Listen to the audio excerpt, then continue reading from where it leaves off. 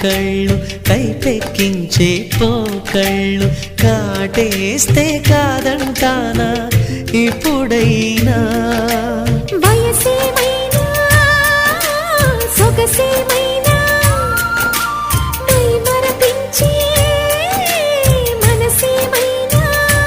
నవ్వు నవరాత్రి నీ కోసం తీసుకువస్తున్నా మైనా ఏమైనావే మన్మథ మాసం అయినా ఎంతైనా ఇది మెత్తని మోసం